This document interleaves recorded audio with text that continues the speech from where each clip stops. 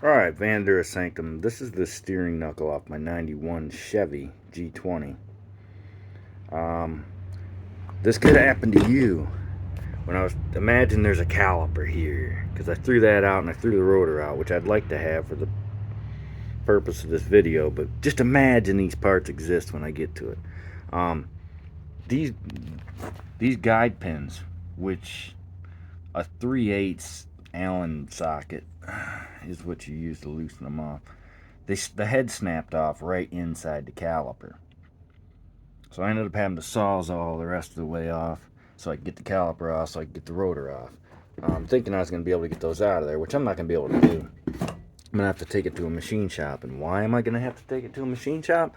Because General Motors doesn't make these anymore. You can't get these brand new. I looked online. The only one I seen was on eBay. Somebody wanted $382 for it. I like, screw that. So what I did, since I have the 86, is I robbed the steering knuckle off the 86.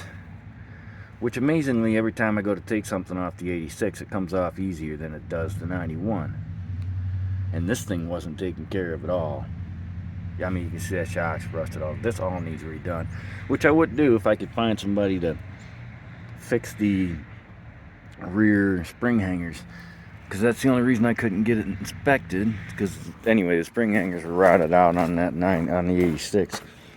A lot of stuff's rotted out on that. But anyway, the point I wanted to get to is I hadn't done these wheel bearings since I was in the Marine Corps 20 some years ago. I had a 68 Chevy and the wheel bearing seized up. Taking a friend of mine home to Philly, right downtown, right down Philly, seized up. So instead of me going home for the 96, I spent the weekend at his house changing one. Well, stupidly, I thought I was going to be able to. So I spent half a day trying to sawzall the bearing, what was left of the bearing, off the spindle. You're not going to do that. Once a bearing fails, it welds itself right to the spindle, and you're screwed. You're buying a new spindle, knuckle, whatever your situation. Unless you have a G20 van, then you can't buy a brand new one. You have to find a used one. Now this one's still decent. You can see where there's a little bit of burn mark on it, but it's still usable. Alright, so the problem I ran into, other than these pins snapping off, is since I hadn't done that in 20 years, when I pulled off the rotor, the seal was still stuck on here, both sides. So I'm like, oh, okay, maybe the seal just rests up against there. I stupidly, when I put it back together the first time, just set the seal on there, put the rotor on there, thinking that once you stuck it on there and tightened down the nut and set it, it would pop the seal in there evenly. And about 2 weeks later, I hear a squeal coming out of the right side. A brief squeal came out of the right side. I knew exactly what that was, because I didn't feel confident after I'd changed the bearings out. So I brought it straight home, hopped on my Harley, rode down, got new bearings and new seals, and redid it. Now, the second time was a breeze. Took about 20-30 minutes, even with a cigarette break per side. So the second time, and I actually bought a bearing packer. I don't know if it's in this van or not. Anyway, it's just a plastic cup. You take your grease, you put it down in there. It comes with this little piece. You push it down in there, screw the top off, set your bearing down in it, and then put the top back on. Press on it, press on it, press on it, press on it. Hardly. It pushes the grease right up through. It's nice and clean that way, or cleaner. Imagine the packer.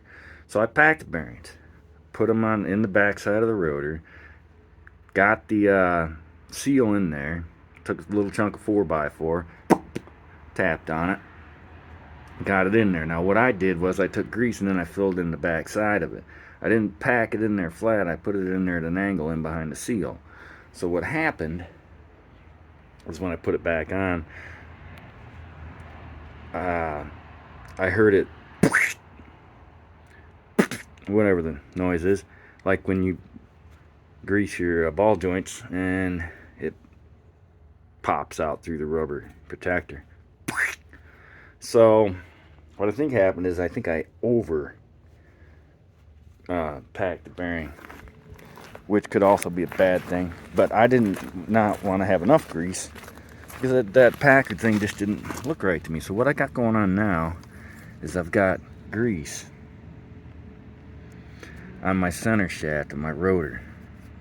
I don't know if it was coming out through this front. I think I put too much in the front too, because I packed this whole thing full, or not quite, close to full. Pack grease around that.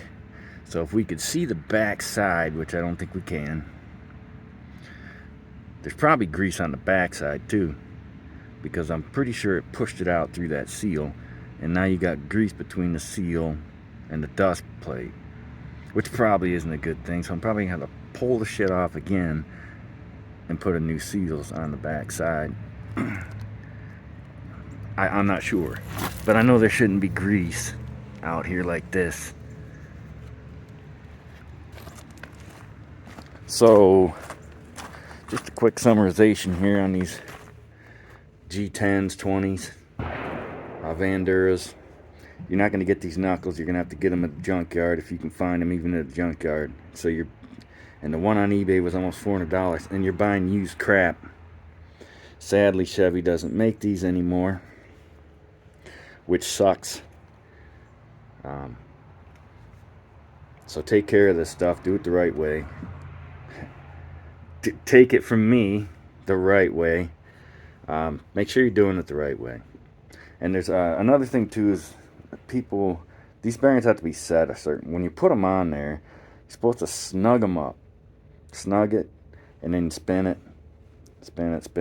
and you back it off a half a turn, snug it up again, which at the second time is going to go a little bit farther because you've actually set it. Spin it, and then you back it off an eighth turn. Is about the gist of it. Guys have different ways. Somebody said 105 inch-pounds of torque, and then back it off just a little bit. That's probably the proper way to do it. But if you don't have a torque wrench, I was told by an old timer that's how you do it. Anyway, some things I wanted to discuss about these steering knuckles and the wheel bearings.